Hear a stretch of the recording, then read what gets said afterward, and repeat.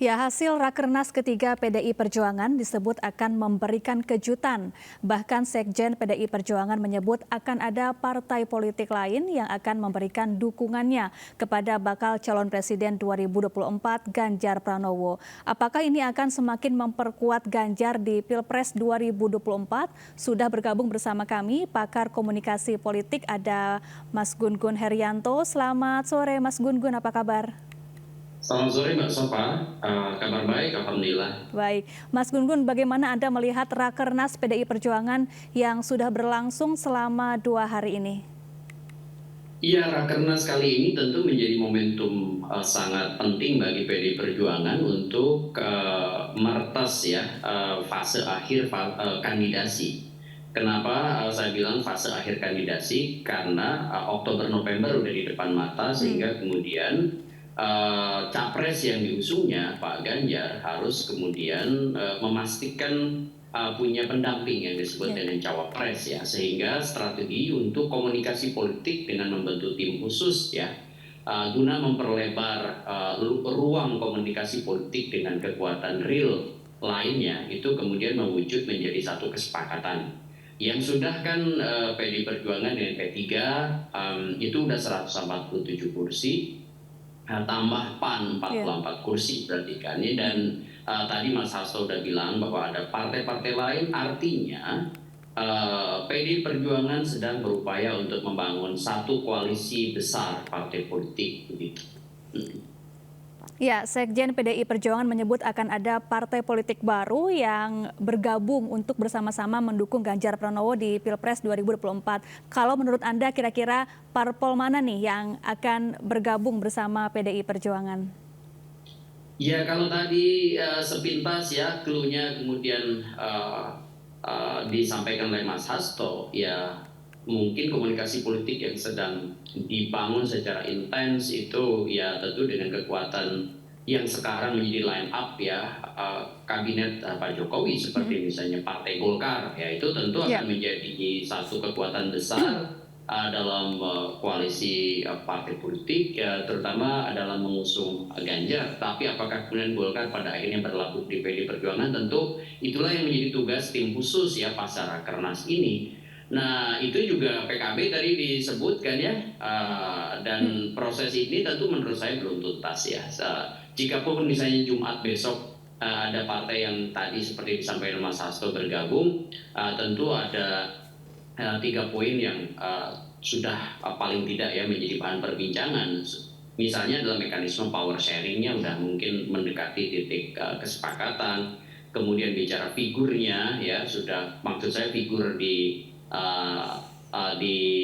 paket ya capres cawapres itu kemudian sudah berada dalam kesepahaman. Kemudian yang ketiga tentu adalah strategic planning bersama dalam konteks menjelang 2024, terutama mengintensifkan ya pemenangan bukan hanya bagi PDI Perjuangan melainkan juga bagi partai-partai yang kemudian berkoalisi mendukung nantinya Pak Ganjar Pranowo. Begitu Pak. Baik, Mas Gun-Gun, hingga kini belum disebutkan siapa nama cawapres yang akan mendampingi Ganjar Pranowo. Namun beberapa nama tampaknya sudah masuk bursa bakal cawapres nih ya. Ada nama Basuki Hadi Mulyono, kemudian Puan Maharani, dan juga ada nama AHY yang masuk bursa cawapres, bakal cawapres yang akan mendampingi Ganjar Pranowo. Menurut Anda kira-kira siapa saja yang peluangnya cukup besar untuk bisa mendampingi Ganjar Pranowo? Ya sebenarnya kalau kita bicara landscape, sebut aja list panjang ya nama ya, mungkin bisa 10 atau lebih nama yang kemudian sudah dikumpulkan oleh PDI Perjuangan, ya akan banyak nama ya, dan menurut saya probabilitas nama itu kemudian menjadi daftar pendek, yaitu tadi akan sangat ditentukan oleh kesepakatan di antara partai yang berpotensi menjadi pengusung.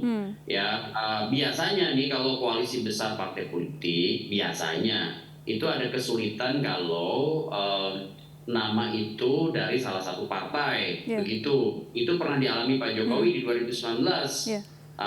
Saling mengunci karena apa, semua partai kan ingin jadi cawapres karena terkait dengan efek ekor jas. Makanya biasanya nih dari pola-pola kontestasi pemilu sebelumnya itu, kalau kemudian koalisi besar partai politik berpotensi ya cawapres itu justru bukan dari partai politik, melainkan dari kalangan lain, dari halayak kunci lain yang kemudian berpotensi mempertebal ya kantong suara, disebutnya itu menaikkan atau memberi insentif elektoral ya bagi capres. Contoh misalnya masih ingat mungkin 2019 Pak Jokowi akhirnya mengambil Kiai Maruf Iya. Amin ya, beliau adalah sosok tokoh non partai yang kemudian merepresentasikan halayak kunci Nahdliyin, sebut aja kelompok santri, yang kemudian itu bisa juga menjadi semacam mengcover ya beberapa kelemahan personal branding maupun dari sisi political marketing ya, kelemahan-kelemahan segmenting dari Pak Jokowi. Nah ini bisa juga terjadi pada Pak Ganjar. Pak Ganjar kan diidentikan sebagai representasi PD Perjuangan, nasionalis gitu ya,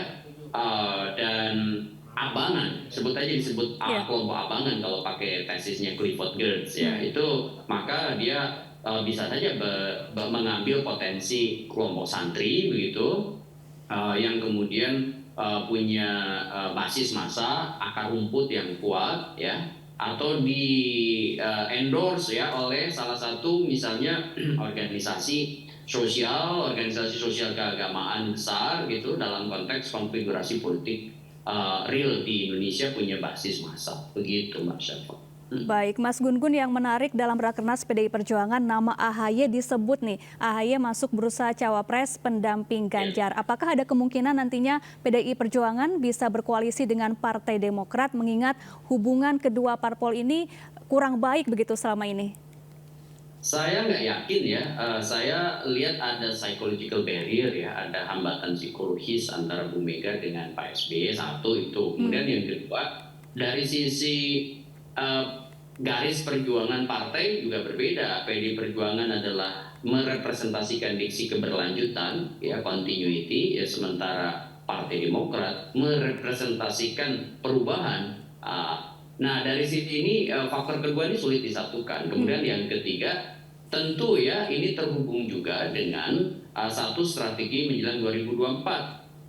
Kenapa? Karena kan Partai Demokrat kecenderungan narasi yang dibangunnya itu kan berbeda dengan PD Perjuangan yang mengusulkan Pak Ganjar ya.